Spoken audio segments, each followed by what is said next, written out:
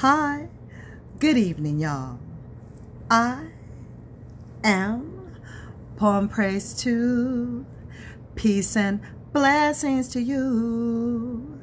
Now, I do have an evening read for you this evening. And the evening read that I have for you, we're going to be coming out of Lies My Teacher Told Me by James Loewen. Now, we are currently in chapter number 8, Watching Big Brother. Now, for this take, we're on take number 5 of this chapter. So without further ado, let me go ahead and get into this take 5 that I have for you. And it reads as such. Hold on, son. Let me go ahead and take my glasses off. All right. Yeah, eyes is changing. Show you right. Seeing things differently. Okay, let's read this book here. Take number 5. Here, Journey offers anti-communism as a sole motive for U.S. policies. Excuse me. Bear in mind that this incident took place at the height of McCarthyism, when, as commentator Louis Latham has pointed out, the United States saw communism everywhere. When the duly elected Guatemalan president, Jacobo Arbenz, A-R-B-E-N-Z, began to talk too much like a Democrat, the United States accused him of communism. 50 years later, the American Journey maintains the U.S. government's McCarthyist rhetoric. So do other textbooks, if they mention Guatemala at all. Now, one textbook includes a word about how the United States helped the Christians in Lebanon fix the 1957 parliamentary election, and that then tenuously, I think I butchered that word. Let me spell it for y'all. Tenuously, balanced country. The next year denied a fair share of power by electoral means. The Muslims took to armed combat, and President Eisenhower sent in the Marines on the Christians' behalf. 8 of 18 books discuss that 1958 intervention, Land of Promise, offers the fullest treatment. Next, chaos broke out in Lebanon, and the Lebanese president, Camille Chamoun, Chamoun, fearing a leftist coup, asked for American help. Although reluctant to interfere, excuse me, in July 1958, Eisenhower sent 15,000 United States Marines into Lebanon. Order was soon restored, I bet, and the Marines were withdrawn.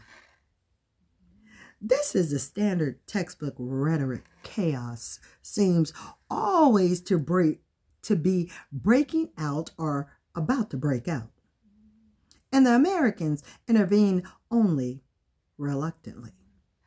Other than communism, chaos is what textbooks usually offer to explain the actions of the other side. The recent edition of American Pageant relies on the older explanation, communism.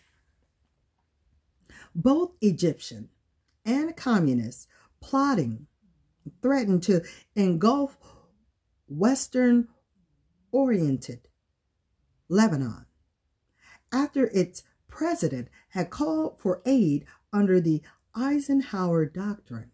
The United States boldly landed several thousand troops and helped restore order without taking a single life.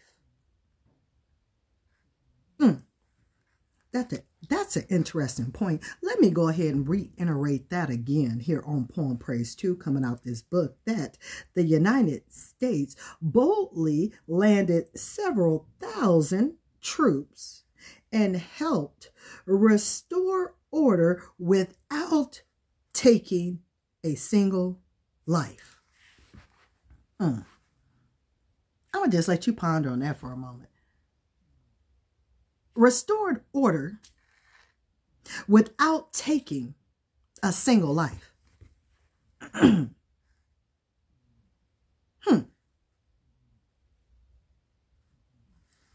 Let us continue on. I just want that to sink in, okay? Just see, let that sink in for a minute. Order.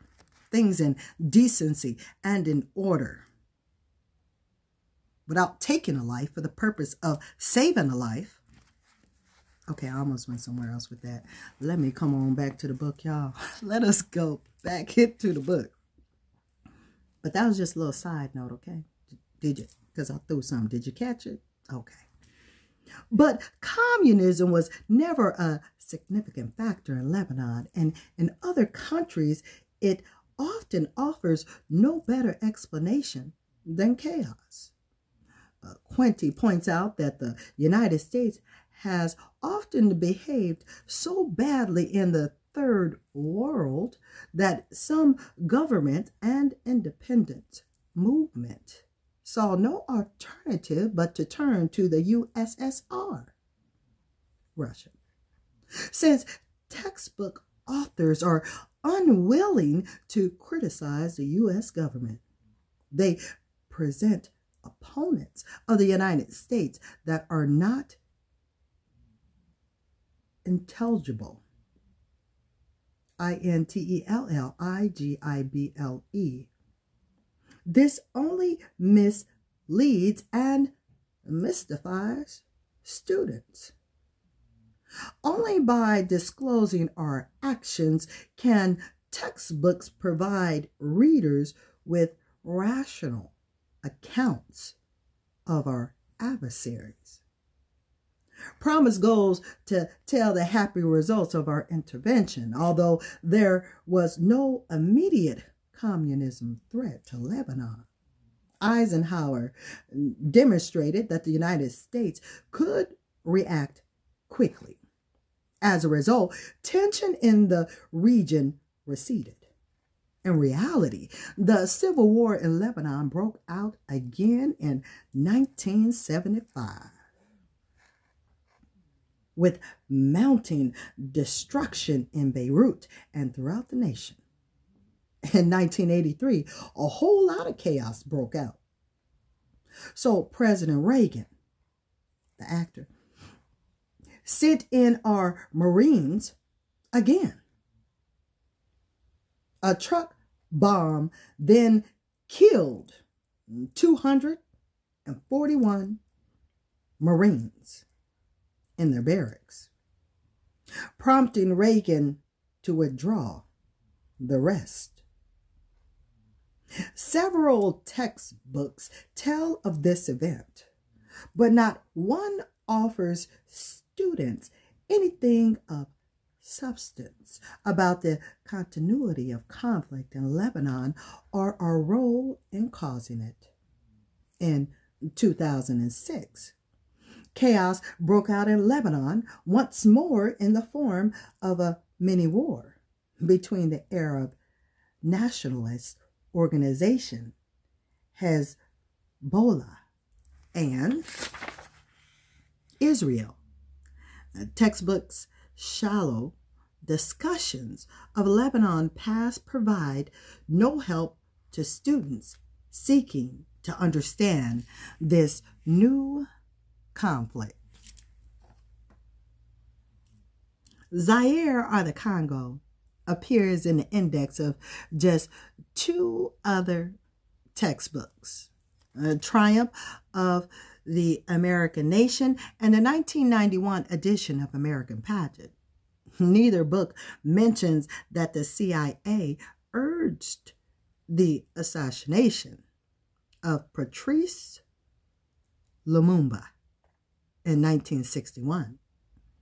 Pageant offered an accurate account of the beginning of the strife. The American Congo received its independence from Belgium in 1960 and immediately exploded into violence. The United Nations sent in a peacekeeping force, to which Washington contributed much money, but no manpower. There, Pageant stops. The account in Triumph of American Nation mentioned Lumumba by name. A new crisis developed in 1961 when Patrice Lumumba, leader of the pro-communist faction, was assassinated.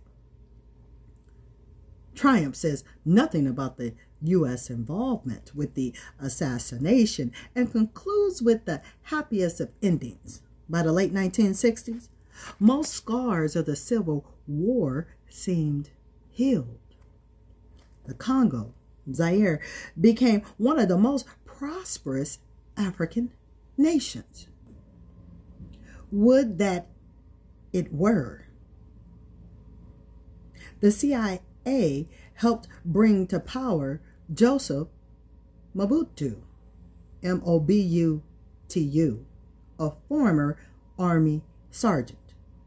By the end of the 1960s, Triumph to the contrary, Zaire under Mobutu had become one of the most wretched African nations, economically and politically. In the first edition of this book, I predicted in 1994, Zaire is ripe for a new crisis to develop. Indeed, soon civil war did erupt in Zaire, forcing Mobutu to flee in 1997. Various parts of the country have faced continued strife since then, killing almost 4 million residents. Today's students and authors have no basis to understand this new outbreak of chaos. However, because not one recent book even mentions Congo, Zaire.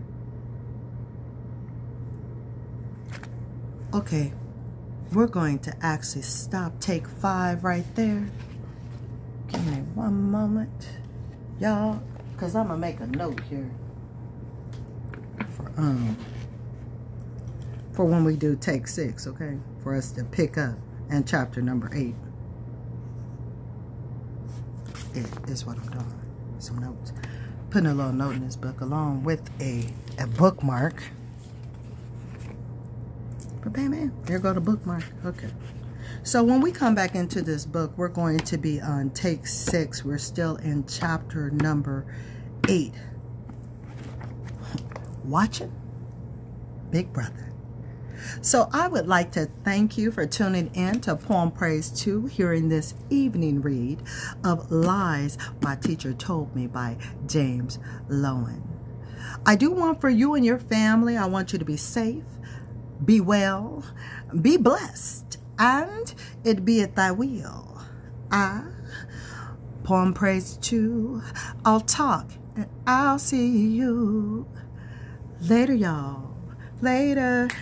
Later, y'all. All right, till next time, peace and blessings.